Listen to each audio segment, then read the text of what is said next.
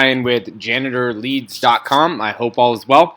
Remember to subscribe to our videos as we put together some information that is going to help your small janitorial business grow. To be honest, the easiest way for your janitorial business to grow is to visit janitorleads.com. And why do I say that? Is because janitorleads.com offers you hot, fresh, real janitorial leads for just $7.95. Once you purchase that lead, it's yours and yours alone. These are customers that are coming to us looking for service, so these are super hot leads. Once you purchase that lead, it's yours. No one else is going to see it. It's up to you to close it. And I've done previous videos where I show the value of those leads. Literally, you could buy hundreds and hundreds of those leads and simply just close one of them, and the lead would ROI itself. Anyways, today I'm going to be talking about how you can run your business remotely, some of the stuff that you need to do, some of the good habits that you can start now to set yourself up for the future of running your business when you're not there every day. When I am running my janitorial business, I was there in the office or, engaging with my employees day in and day out. So by 15 years of doing that, I knew every single account. I knew or I had my finger on the pulse of the company. If we were doing well, I knew it without really even looking at the numbers. If we were struggling, I knew it again without looking at the numbers. You could just kind of feel it. When we had a lot of open recs, you can kind of feel it. You can hear it. That's how I ran my business. I was there day in and day out, and I simply ran it just on feel because I was so tuned in to every single thing that happened. You can totally run a business this way when it's smaller, but over time, from my experience, that having your finger on the pulse of all that little stuff can get a little bit daunting. Specifically, it just becomes overwhelming amounts of information to manage, and you end up having to check in with everyone constantly to kind of know what's going on, and that's simply because you've set your company up to be running that way. So today I wanted to share with you a way that you can start to run your business remotely or set up the systems so you can do that. And the way that you do that is with a dashboard or a scorecard. So this is just an example. This numbers in here that I'm going to be showing you today is not real, but you can kind of get the idea and you can mimic this. Again, if you want to put a comment below, I'm happy to give you this spreadsheet so you can kind of make it your own. So what is important with the spreadsheet? So what it is I've set up 4 or 5 key people within my company that I engage with on a monthly basis. And it's their responsibility to provide me these numbers to include in this scorecard. So let me walk you through these numbers and then I'll kind of explain how I use that scorecard. And your numbers can be completely different. What you're tracking can be completely different for you. This is just what was important for my company. So the first section as it relates to customers, specifically around lead generation and sales activity. So the way that our sales process works is it starts with contact. So a contact is someone that you just meet in a bar or you run across. You don't know if they're a lead or anything, but you just kind of got their number. And we load that into our CRM system. We happen to use Salesforce. So the two things that I measure regarding contacts is a pure number of contacts. So for the year or for a half a year, I think in this example, I put there's 3,800 contacts. And then there's activity related to those contacts. So what I do each month is once I put in the annual number, it amortizes it or evens it out for the year. So in this example, it says that I need 549 contacts each month. And then we'll go in and put in the actual contacts at the end of each month. So the person that's responsible for managing my sales division will provide me with these numbers. They might say, okay, we have 400 contacts here. And then for contact activities, a contact is one thing, but we really like to measure activity on those contacts. So that's a phone call, that's a drop-off, that's meeting them for a coffee, that's having a conversation with them, that's doing a demo for them. There could be a million different things that are considered activities. So you're going to have a lot more activities related to those contacts. So in this example, maybe we have 2,000 activities for the month of July. And then it just simply calculates a percent. So this one I'm 104%, so I'm over my goal. This one I'm at 72%, so I'm below my goal. So the same thing goes through for lead activity and lead count. So after a contact really becomes qualified, they are a lead. So I have a specific number of count of leads that I expect each month and a specific number of activity related to those leads each month. So basically what we're doing is going in, what I do at the beginning of the year is set up the activity goals, and then each month we put in the actual numbers. So in this example, let's say I get 500. You kind of can get the idea. And then I also do that for you also do that for opportunities. So opportunities are when you actually, the way that we measure opportunities are things that are actually actually have a bid out. So these are customers that say, hey, I'm ready for a bid. You know, that's when a lead becomes an opportunity. So same type of thing as I have opportunity activities and opportunity counts. I meet with my salesperson each month and he or she fills in that number. Then I have my opportunity pipeline. So this is basically what my expectation of new revenue pipeline needs to be each month. The opportunity one, so this is a specific number of deals that we expect to win each month. This is a specific number of one opportunities. So this is a count of it, and this is actually the dollar amount. So this is how much dollar amount we expect to win each month in new business. This is how much we expect to lose each month. So this is actually the number of customers we might lose each month. This is the customer revenue that we potentially could lose each month.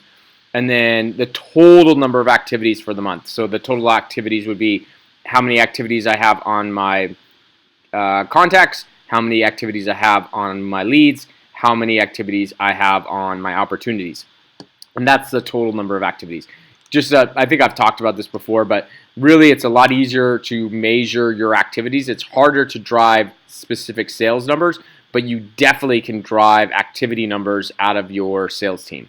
So this is all the information that I ask my my director of sales to provide me each month, and so that's the information. And what we do, what's cool about this is when you're running your company on a scorecard, instead of having emotional conversations like, hey, you know, why did you lose so much sales this month, or you know, why aren't you meeting your revenue targets, you can actually just let the numbers speak for yourself. You don't really have to have any emotion around it. You can say, hey, I see that our lead activity is 500 and our goal was 627. Can you explain to me why that is? The numbers speak for themselves, so it's not emotional. Can you explain to me what you're going to do to address that? What do you need from me to help increase that lead activity? How can I help you on that? So that the conversations become less emotional and very just strategic around the numbers. So the first person I meet with is my person that's responsible for generating new business, like a director of sales. The second person that I would meet with, this is an operations person, so this is like the director of operations. And we try to keep it pretty simple for the director of operations. We measure how many problems we have, which is basically the number of work orders. So again, we set a goal for the year, and we'd love to see ourselves below that goal. And we also measure account transfers. So this is where we're changing people out of a account.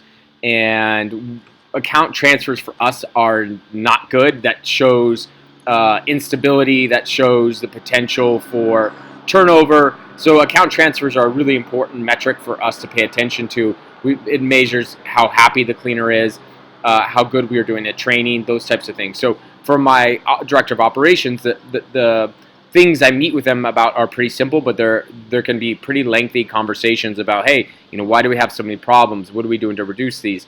Why are we having so many account transfers? Do we need to increase our pay rates? There's a lot of different questions that can come around account transfers.